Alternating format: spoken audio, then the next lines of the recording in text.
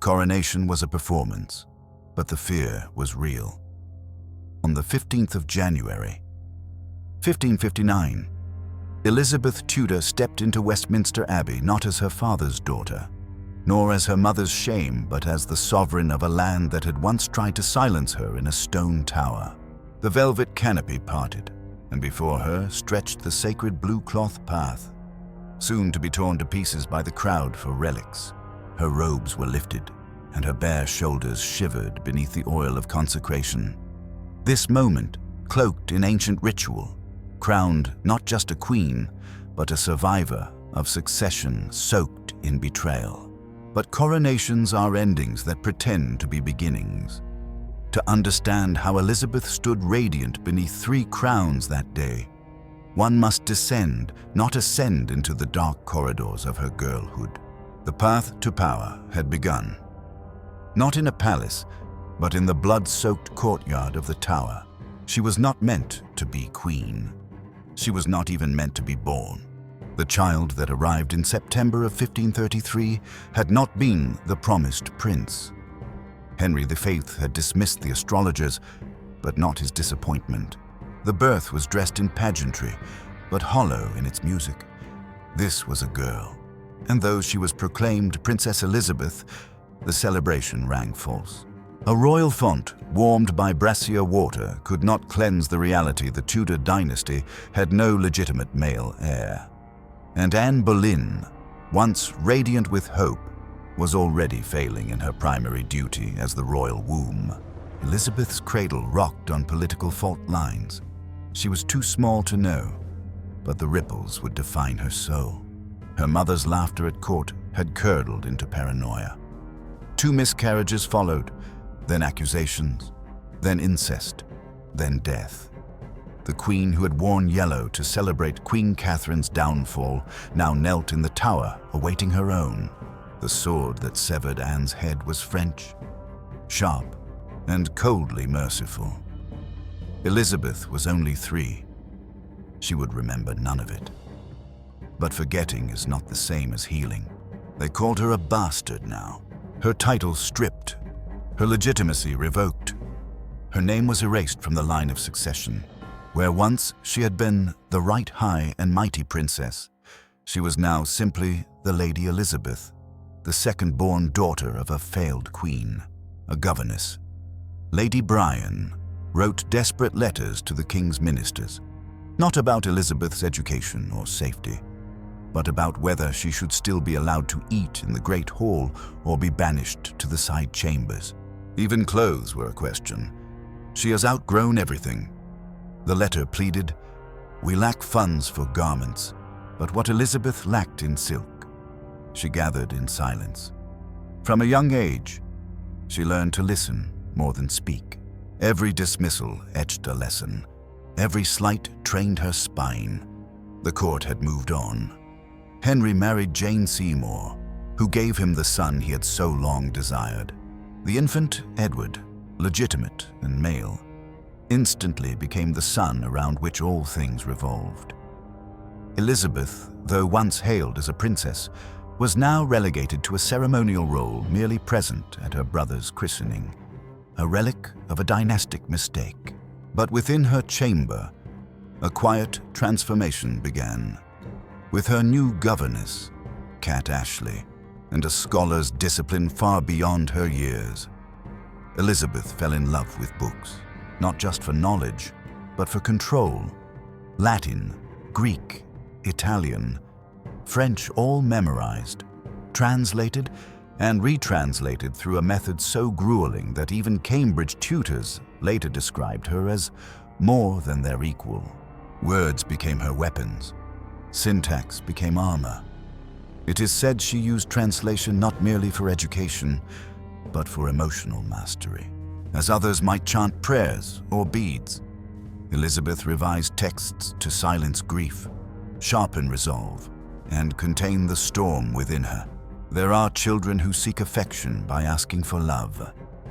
Elizabeth, by contrast, earned admiration by mastering thought. In place of a mother's embrace, she had grammar in place of a father's daily warmth. She had letters carried by horse, sometimes months delayed, and still, she excelled. In 1544, Henry VIII, older, heavier, and surrounded by enemies, rewrote his will. Both daughters, once disinherited, were reinstated in the line of succession. It was a reluctant gesture, born of necessity, not paternal affection. But Elizabeth took it as a sign. She commissioned a gift for her father, a handwritten translation of Queen Marguerite of Navarre's prayers, sewn into golden cloth, embroidered with his initials. The penmanship was flawless, her Latin precise. But it was the letter accompanying it that mattered most. To the matchless and most kind father. She wrote, a phrase as hollow in truth as it was beautiful on parchment. Still, she believed, or perhaps pretended to believe, for that was the beginning of her power, understanding when to speak devotion and when to conceal contempt. When her father died in January 1547, the kingdom mourned the monarch. Elizabeth mourned the only pillar that had, however coldly, held her world intact. She was 13. Her protector was gone. And though she had learned to think like a man, she would now be tested as a woman. And the wolves were already circling. They called him handsome, daring, a man who moved through court like flame through silk. Thomas Seymour, brother to the Lord Protector and newly married to the Dowager Queen, Catherine Parr. But to Elizabeth, who was now 14 and residing in their household at Chelsea, he became something more sinister, a mirror that distorted both her reflection and her reality. The household was strange from the beginning. Catherine, once her stepmother and guardian, now hovered between indulgence and denial, while Seymour, nearly 30 years her senior, treated Elizabeth not as a ward but as an object of curiosity, amusement, and later, possession. He greeted her at dawn, half-dressed, his boots still muddied from the previous night's ambition, entering her chambers with a familiarity too casual to be innocent. At first, the moments were confusing. He would tickle her sides, pat her buttocks, sometimes cutting her dresses to shreds under the pretext of a prank. Catherine was often present, laughing as if the fabric, not the girl, were being shredded. Elizabeth, trained in obedience and dissimulation, responded as she had been taught, with silence, with nervous giggles, with ambiguous gestures that left her protectors guessing and herself unsure whether she was victim, coquette, or both. But children are not blank slates, they are inked by their history. And Elizabeth, whose earliest memories were filled with illegitimacy, rejection, and the execution of her mother for alleged sexual betrayal, must have felt a familiar dread cloaked beneath the play. Cat Ashley, her governess and closest confidant, noticed the shift in the girl's demeanor, the early rising to avoid Seymour's visits, the withdrawn glances, the stiffness that replaced laughter and confronted Seymour. He dismissed her, said he meant no harm, that it was harmless affection, that he treated the young lady like his own. But fathers do not enter bedrooms uninvited. Catherine, perhaps blinded by love or pride, refused to act until her pregnancy removed her from the games, when she finally sent Elizabeth away. It was not with protection, but with a quiet wound silence, distance, rejection once more. And so Elizabeth found herself exiled again, not by law, but by scandal. The public did not know, but rumors slithered through corridors that she had been too close, too willing, too complicit, that she was pregnant, that she was dangerous. Seymour's ambitions grew louder. With Catherine dead from childbirth and Elizabeth back at Hatfield, he approached again, this time not as guardian, but as suitor. She refused, formally, but cautiously. She said she would only marry with the council's blessing, a political shield crafted from the same instinct that had taught her to survive her mother's disgrace and her own bastardization. But Seymour, intoxicated by proximity to the throne, did not wait. He tried to manipulate the boy king, her half-brother Edward, then only 9 years old, hoping to abduct him or sway him through promises and posturing. The attempt failed. He was found sneaking into the king's chamber with a sword, killing a barking spaniel that had sounded the alarm. The symbolism was as loud as the blood Seymour had slain innocents to grasp power. He was arrested for treason, and Elizabeth, once more, became a suspect. A team of interrogators descended on Hatfield, demanding confessions, searching for evidence that she had conspired with Seymour. Cat Ashley was imprisoned in the Tower, and under threat of torture, confessed to all she had seen: how Seymour had touched, romped, how the Queen had found them entangled. Elizabeth, when questioned, remained unreadable. She denied everything. She wept. She paled. But she did not break. She wrote long, careful letters to the council, denying the rumors, demanding justice. "I beseech your lordships," she wrote, "that I may show myself as I am." But no one truly knew what she was anymore. Not a girl, not yet a queen, not a traitor, but not innocent either. In March of 1549, Seymour was beheaded on Tower Hill. Elizabeth was spared but not untouched. The entire ordeal had carved something into her, the recognition that desire could be weaponized, that power sought her not for herself but for her lineage, that intimacy was never separate from calculation. From this moment forward, she guarded her thoughts like state secrets, learned the art of concealment as others learn court dances. Her face became a mask, earnest but unreadable, devout yet untouchable. And in the solitude of Hatfield, she returned to her studies with ferocity, not just for wisdom now, but for armor. She read Basil the Great's epistle on virginity, gifted to her by her French tutor, a treatise that praised celibacy not as moral virtue, but as a political escape from the corruption of flesh and court. Elizabeth read it with understanding born not of dogma, but of experience. She knew what it meant to be cornered, to be dressed in meaning not her own. And she knew, too, that should she ascend to power, she would never be wife, never be possession, never be someone's means to rule. In public, she downplayed the scandal with modesty, appearing at court in plain dress, no jewels, no rouge, her hair unadorned. The performance was flawless, a virgin purified by disgrace, but it was more than that, it was policy. She understood, now fully, that to survive a world ruled by men, she would need to rule her body as carefully as her words. That chastity could be politicized, just as beauty could be poisoned. That silence was not submission, it was a veil. And behind that veil, a mind sharpened not just by Latin, but by betrayal, waited for its time. The crown would come, but not before the fire. When Elizabeth entered the Tower of London, she did so under a sky swollen with rain and accusation. The boat that carried her up the Thames cut through the grey water like a coffin sled. Silent and final, she stepped onto the stone with a face paler than the drizzle, her hands trembling but her voice unwavering. "I'm no traitor," she said to the guards, and to the wind, and to whatever remnants of justice still haunted those walls. But the Tower does not discriminate between innocence and suspicion. It remembers blood, not pleas. Her mother had walked these same stones, not long ago, under the same grim sky, to meet the blade. And now her daughter arrived, not yet condemned, but not yet free. The cells reeked of mold and memory, and the silence inside them was not peace, but expectation.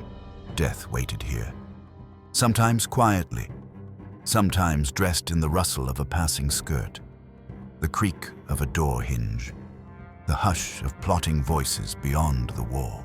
For 8 weeks, Elizabeth lived with the ghost of a sentence unspoken, the cause Sir Thomas Wyatt's failed rebellion, which had sought to prevent Queen Mary's marriage to Philip of Spain, fearing England's submission to Catholic Empire. A letter had been found, a letter sent to Elizabeth, offering alliance, resistance, the possibility of revolution. She had not answered in writing, but she had spoken with Wyatt's messenger. And in Tudor England, speech could be as fatal as swordplay. Mary's court, swollen with Spanish advisors and English traditionalists, saw in Elizabeth not just a Protestant, not just a rival, but a symbol, a rallying point for every heretic, reformer, and courtier who had once whispered reform in King Edward's halls. She was too clever, too poised, too dangerous. And perhaps, they thought, she had already conspired. Interrogators swarmed Hatfield. Cat Ashley, newly released from the torment of Seymour's scandal, was now arrested again. This time with true menace, threatened with torture. She confessed everything, every ambiguous moment, every silent nod, every half-spoken word between Elizabeth and Wyatt's men. The council read her testimony back to Elizabeth like a scripture of betrayal. You knew, they said. You hoped. But Elizabeth had learned her role well. She denied. She paused. She wept. She appealed to God and reason. I beseech your majesty. She had written to Mary just before her imprisonment, that I be not condemned without answer and due proof. The letter long, deliberate. Each line slower than the last was a calculated delay. She filled the page with repetition, embellishment, and at the end, crossed it with diagonal lines to prevent forgery. It was not just a plea. It was a defense made in ink and desperation, and for a brief moment, it worked. The tide was too high. The boat could not leave. The tower would wait, but not for long. Elizabeth knew what came next. The executions that stained Mary's reign had already begun. Protestants burned in public squares, fire eating skin faster than reason could scream. The tower's chimneys, the courtyards, the chapel they had all seen too much. On the morning of May 19, 1554, Sir Henry Bedingfield arrived with a company of armed men. Elizabeth, thinking her end had come, dressed in quiet solemnity. Her hands shook. She prayed. The guards outside her door wept. They had seen her courage, her composure, and now they watched her face death like royalty. But Bedingfield came not with a headsman, but a carriage. Elizabeth was to be removed, not freed, but transferred. Woodstock Palace became her gilded prison. There, Bedingfield played the jailer with polite cruelty. Keys rattled behind her footsteps. Her walks were timed, her letters opened, her food inspected. Elizabeth smiled through it all, but behind the smile was fury. She had not been broken in the tower, but she had been changed. She now understood that mercy, like power, was never given, only seized or endured. The months passed slowly. Mary's belly swelled with the illusion of life, but no child came. The court whispered of curses, of divine judgment, of the Virgin Queen's ascension foretold. Mary, in her sorrow, summoned Elizabeth to court, perhaps to reassert control, perhaps to prepare for reconciliation. Elizabeth complied, not out of loyalty, but survival. She played her part submissive, quiet, impeccably dressed but never ostentatious. When asked to attend Mass, she feigned illness, spoke of stomach pains, cried when pressed. Diplomacy, for her, had become performance. Her faith, whether real or fabricated, was now weaponized as deftly as her language. Elizabeth was learning to become England's conscience without declaring it. Every gesture, every silence, was now laced with calculation. The fires burned hotter across the realm. In Oxford, Ridley and Latimer were reduced to ash. In Smithfield, the smell of charred flesh mingled with incense. Over 300 would die during Mary's reign. Their screams added to the liturgy of empire. Elizabeth watched, waited, said nothing. In the autumn of 1555, Mary's phantom pregnancy faded into humiliation. Philip, disillusioned, turned his attention to continental war. Before departing, he proposed marrying Elizabeth to a Spanish nobleman, hoping to bind her to his interests. Elizabeth declined, firmly, but without offense. She smiled, she curtsied, she escaped. Hatfield once more became her haven, not of peace, but of preparation. There she walked under the great oak trees, breathing air no longer choked with suspicion. She read Calvin, Erasmus, and Basil. She wrote translations and prayed alone. She watched the realm rot under Marian absolutism and said nothing. But her silence was not passive. It was collecting, gathering, measuring the storm. On November 17th, 1558, Mary died, childless, sick, alone in her Catholic certainty. The council hesitated, but not for long. Elizabeth was summoned. The messengers found her walking in the park. They knelt. She paused. Then, according to tradition, she fell to her knees and whispered the 118th Psalm. "This is the Lord's doing. It is marvelous in our eyes." But it was not piety that shaped her tears. It was the long-buried knowledge that she had survived everyone. The Seymour brothers, Wyatt, the interrogators, the Tower, even Mary. She had outlived the fire. Now she would become it. Elizabeth ascended the throne not as a daughter of destiny, but as its defier, forged not by prophecy, but by fire, not carried on the shoulders of the devout, but lifted by absence, by void, by all that had collapsed before her. The death of Mary had left England scorched and bleeding, its altars blackened, its conscience torn between Rome and Reform, but its longing for stability had turned toward the woman who had waited in silence. On the 23rd of November, 1558, Elizabeth rode through the great gates of the Charterhouse into London, not as a princess rescued by fate, but as a sovereign cloaked in restraint, commanding an empire she had studied like scripture and feared like prophecy. Her progress from Hatfield to the city had transformed into a pilgrimage. The people, exhausted by death and confession, erupted in spontaneous joy. Crowds tore their garments, reached for the hem of her sleeves, chanted her name like a prayer, half forgotten and suddenly remembered.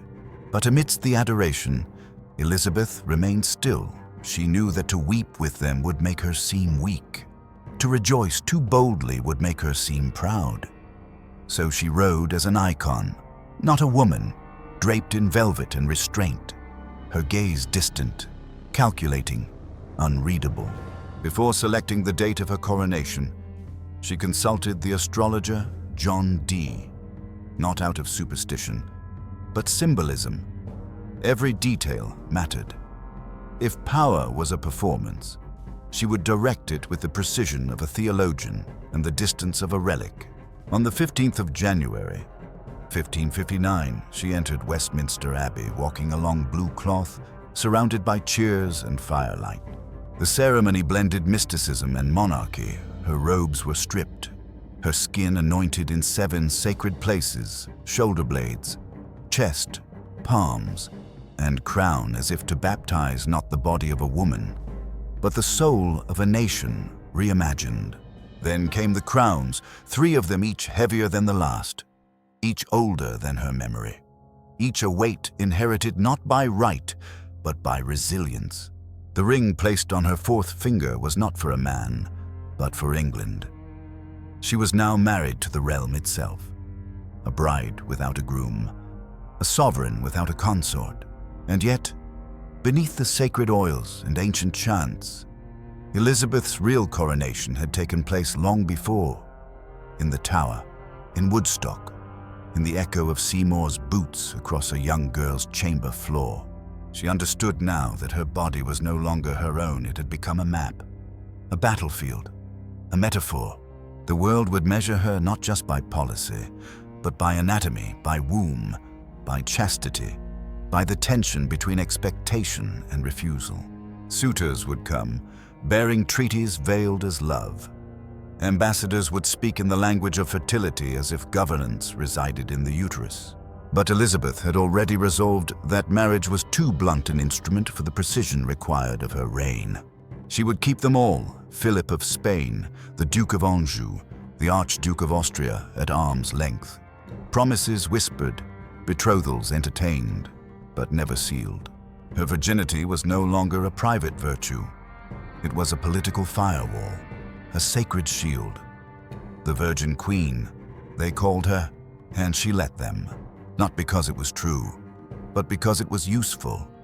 For as long as she remained untouched, she was unclaimed, unbound, indivisible. To marry was to surrender. To remain sovereign, she must remain alone. And yet, her loneliness was not the fragile emptiness of an unloved woman, but the carved solitude of a philosopher queen. Her court became her cathedral, her councils, her confessors, her people, her ever-watchful groom. But that did not mean the pressure ceased. Parliament, wary of instability, urged her repeatedly to choose a husband, to secure a line of succession, to produce heirs. Elizabeth responded with wit, with parable, with deflection draped in reverence. She told them she was married to the kingdom. She told them she would consider in time. But time, in her hands, was elastic. It stretched and shimmered and swallowed every suitor whole. Meanwhile, she governed. And she did so with a brilliance that silenced the early murmurs of doubt that no woman could rule without ruin. She restored the Protestant settlement carefully, threading it through the nation not as a sword, but as a silken rope. She spoke to both reformers and traditionalists, invoking continuity even as she redefined it. Her chapel retained incense but rejected papal authority. Her sermons echoed scripture but muted dogma. The people, starved of certainty, accepted the balance. Elizabeth did not burn her enemies, she wore them down. And as she navigated wars of religion abroad, revolts at home, and conspiracies that dripped from ink-stained letters, she never abandoned the one lesson her childhood had etched into her bones, that survival was not victory unless one controlled the narrative. She mastered image as deftly as policy. Portraits painted her with impossible youth, jaw firm, hands resting on globes and books, eyes unreadable. Her speeches stirred without revealing. Her body, always visible, was never accessible. She was presence without exposure. And so the myth grew not of a woman, but of a symbol, half angel, half oracle. The queen who never aged, never married, never faltered. But myths are not born from truth alone. They are carved from fear and hunger, from what a people need their rulers to be. Elizabeth knew this, and she did not disappoint. Her court glittered with intellect, theater, rivalry, and veiled intimacy. She praised poets, punished traitors, appointed loyalists, and flirted with genius. She ruled not by domination, but by design. And when she spoke, it was not the voice of her father's brute will or her sister's divine fury. It was measured, deliberate, layered with meanings only the wise could hear. Elizabeth had become, in every sense, a body politic singular, self-contained and sovereign. She needed no king, because she had become the kingdom itself. In the years that followed her coronation, Elizabeth ruled not as a woman among men, but as a memory among the living, a sovereign forged in silence and sharpened by solitude. She knew too well what it meant to be a symbol, how a crown could glow like a halo or suffocate like iron. The court adored her, feared her, studied her moods with the same intensity they once reserved for oracles. But she remained, at her core, untouchable. Her voice was calm, but never careless, her gaze soft, yet calculating. In public, she was a portrait, the flawless skin, the high forehead, the velvet bodices gilded with symbolism. the pearls that clung to her like rosary beads, not of devotion, but of control. In private, she paced and plotted, her fingers stained with ink from state papers, her mind circling the threats that festered at England's borders and inside its churches. She had inherited not a kingdom, but a wound still open, still bleeding, and she knew that each step forward risked reopening it. France watched with its usual arrogance, Spain with veiled fury, and Rome with excommunication prepared like a dagger beneath a cassock. Mary, Queen of Scots, younger, Catholic, and fertile, became the candle lit at every altar that wished for Elizabeth's extinction. But Elizabeth did not strike impulsively. She let the world spin its illusions. Let Mary marry disastrously.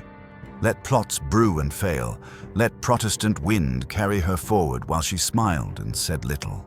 She understood, perhaps more than any king before her, that to govern was to outweight your enemies, that to rush was to reveal, that to survive was to forget how to rest. Her body aged, but the image did not. No mirror dared reflect the truth. Paintings preserved her in temporal amber forever, 35, forever luminous, a goddess of self-denial. She allowed it. She even commissioned it. But the truth, whispered only in rare moments, was more intimate and more bitter. Her teeth decayed, her hair thinned, her stomach ached with phantom illness. But she endured, not because she lacked pain, but because she had long ago buried the part of herself that could afford to feel it. And when companions died, Walsingham, Leicester, Cecil, she grieved not aloud, but in the tightening of protocol, the expansion of solitude. To be queen, she had learned, was to outlive everyone you trusted, and then to mistrust the ones who remained. She knew, as her father had not, that love and power could not share a bed. And so she gave neither husband nor heir, because legacy, to her, was not of blood but of myth. The childless queen, virgin by will and not by circumstance, stood as a paradox, the nation's mother who refused motherhood, the bride of no man and yet married to every heartbeat in England. She had turned her womb into a mystery and her silence into law. And still, the pressure never ceased. Parliament pressed. Time pressed. Ambition coiled beneath her courtiers like spring-loaded daggers. But she remained moved. A ring sat on her finger, placed there during the coronation, the ring of mystical union between monarch and realm. She never removed it. It became a symbol not of belonging, but of refusal. No man could wear a ring upon a hand that already bore a nation. And the nation, like her, aged. War erupted with Spain. The Armada threatened her shores, and the storm that destroyed it was interpreted as divine endorsement. She did not contradict them. Let them believe she was God's chosen instrument. Let them believe the Virgin had saved them. Her speeches carefully measured. Delivered in her own hand, wove theology with patriotism, myth with monarchy. I have the heart and stomach of a king, she declared to her troops at Tilbury, standing in armor, as if daring her ancestors to measure her worth. And they did. She became Gloriana, the fairy queen, the sacred flame that lit the English Renaissance. In her reign, Shakespeare found his voice, Spencer his allegory, Drake his ocean, and yet, within the candle-lit chambers of Whitehall, she wrote long into the night, not poetry, but letters, decrees, careful balances of mercy and control.